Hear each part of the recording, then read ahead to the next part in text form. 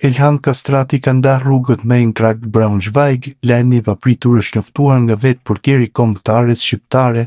Faleminderit shumë tifozë të dashur, ju jeni shpirti i këtij ekipi, ju uroj suksese sepse i meritoni. Një herë luan, por gjithmonë luan, shkruan Kastrati. 29 vjeçari pati eksperiencën e parë në Gjermani, aventura nuk shkoi siç duhet në sezonin e vetëm pasi luajti vetëm 2 ndeshje në Bundesliga 2. Kastrati ishte pjesë e akademisë së Teutës, më pas provoi eksperjenca si i huazuar në Itali, derisa u kthye te Teuta, në Durrës nuk mori minuta. Kastrati u transferua përfundimisht në Itali ku luante që nga viti 2018 deri në verën e kaluar. Gjatë kësaj kohe fitoi dhe ftesën e kombëtares shqiptare. Skuadra e Juventusit ka nisur përgatitjet për sezonin e ri me lojtarët të cilët janë paraqitur fillimisht në J Medical për testet mjekësore dhe më pas kanë kryer dhe një seancë të shkurtër stërvitore në urdhrat e Luciano Spallettit. Ajo që ra në sy që në ditën e parë të grumbullimit të Juventusit ishte prania në radhë të bardhëzimeve dhe e talentit të sulmit të Shqipërisë, Armand Durmishi. Sulmuesi 18 vjeçar ka shkëlqyer me ekipin e moshave të Juventusit dhe nuk është çudi që po djeg më shpejt etapat. Edhe pse në teoria ishte ende pjesë e skuadrës Primavera, pritet që këtë vit të luajë me U23 të Juventusit, por tashmë dhe Spalletti dëshiron të shohë në veprim dhe duke shfrytzuar mungesën e disa prej lojtarëve kryesorë të ekipit, që do i bashkohen me vonesë për shkak të impenjimeve që kishin në botror. Trajneri e ka bërë Durmishin pjesë të grumbullimit, ndaj djaloshi i cili deri tani ka luajtur me përfaqësuesit e moshave kuqezi, ka qenë që në ditën e parë bashkë me profesionistët, në atë që padyshim do të jetë testi më i rëndësishëm për karrierën e tij deri tani. Merkato e Averës po hyn në fazën më intensive ndërsa krahas transferimeve të bujshme vëmendje të veçantë po merret dhe treku i futbollistëve të lirë, me semrave më të njohur që aktualisht janë pa kontratë spikate dhe mbrojtësi kombëtares Elseit Hysaj. Futbollisti 31 vjeçari i cili mbylli aventurën e tij me Lazio është një nga profilet më me përvojë në listën e lojtarëve të lirë dhe propon një mundësi interesante për klubet që synojnë të përforcojnë repartin defensiv pa paguar karton transferimi. Me një karrierë të pasur në Serie A, ku ka veshur fanellat të Empolit, Napolit të Lazios, Hysaj sjell eksperiencë të konsiderueshme në nivelet më të larta të futbollit italian.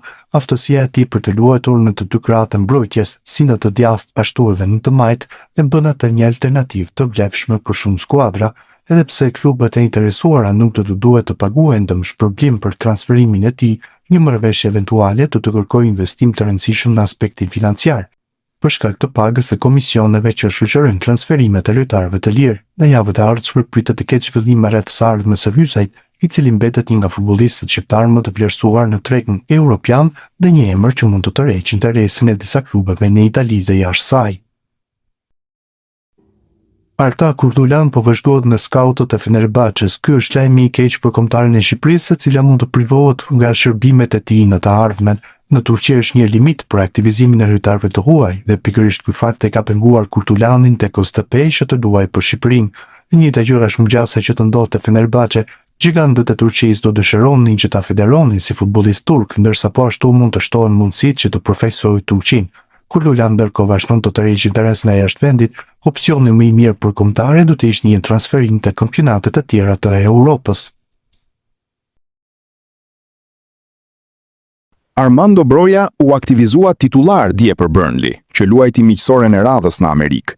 Sfida me Columbus u mbyll në barazim 1-1, ndërsa ishte edhe debutimi i trajnerit Nicky Hayern te Burnley. Broja luajti vetëm në pjesën e parë, siç ndodhi me shumicën e formacionit titular. Në pjesën e dytë ndërkohë u shënuan golat. Burnley Express, që kujdeset për notat, por edhe një koment pas ndeshjeve, tregoi vlerësimet e tij edhe për miqësoren e djeshme. Nota 6 për Brojen. Përveç një kthese të zgjuar pranë mesfushës, nuk më kujtohet ta ketë prekur shumë topin. Ose më sakt, thuajse fare, shkruan portali pranë Burnleyt. Ish trajneri kombëtares shqiptare Silvinho vjen të ndjek me vëmendje ecurinë e futbollistëve kuqezie dhe pas përfundimit të aventurës së tij në stolin e Shqipërisë. Në një intervistë për median turke, Karar, tekniku brazilian ndal veçanërisht Ernest Muçi, për të cilin rezervoi vlerësime maksimale duke e cilësuar një futbollist të nivelit të Premier Ligës. Silvinho foli dhe për konkurrencën në kombëtaren shqiptare, cilësitë e mesfueshorit kuqezi dhe bindjen se ai ka potencialin për të bërë një tjetër hap të madh. Trajneri i Trabzonsporit Fatih Tekke ka cilësuar Ernest Muçi, një futbollist të nivelit të Premier Ligës. A ndani të njëjtin mendim? Muçi është një lojtar shumë i mirë me kapacitet të lartë teknik, në të njëjtën kohë ai ka dhe një aftësi të madhe për të shënuar gola, po zhvillohet shumë dhe sigurisht që ka ende shumë hapësirë për të rritur. Për një futbollist kjo është shumë e rëndësishme. Në kombëtare kishte shumë konkurrencë për atë pozicion, por ne ishim të bindur se ai nuk ishte vetëm një futbollist shumë i mirë, por dhe një njerëz shumë i mirë. Ai ka qenë gjithmonë një nga lojtarët tanë më të rëndësishëm. Muçi mund të luajë në Premier League dhe nëse arrin këtë, kjo do ta ndihmojë të rritet shumë në karrierën e tij. Ashtu siç ka thënë trajneri i Trabzonsporit, edhe unë mendoj se Muçi është një lojtar i nivelit të Premier League, besoj se ai do të arrijë nivele edhe më të larta në karrierën e tij. Ju keni punuar me Felipe Augusto në moshë të re. Ai ka përmbushur pritshmëritë tuaja. Po, është e vërtetë. Kam punuar me Felipe Augusto kur ishte ende shumë i ri, por ai spikaste për forcën fizike dhe cilësinë teknike, si shumë futbollistë të tjerë, dhe ai është zhvilluar shumë me kalimin e viteve. Tashmë mund të luajë në role të ndryshme në fushë, një cilësi që karakterizon futbollin modern. Eksperjenca në futbollin turk dhe te Trabzonspori ka ndikuar pozitivisht në zhvillimin e tij. Zeniti ka transferuar një lojtar të gatshëm dhe me shumë cilësi. I uroj suksese dhe besoj se do të ketë sukses edhe atje.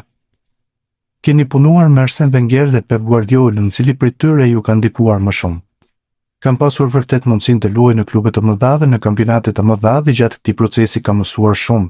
Në 10 vitet e fundit futbolli ka bërë përparime të mëdha në aspektin teknologjik, në stërvitje dhe në taktika. Për t'ju përshtatur këtij evolucioni është e domosdoshme të vazhdojmë të punojmë dhe për t'i çojmë vazhdimisht veten.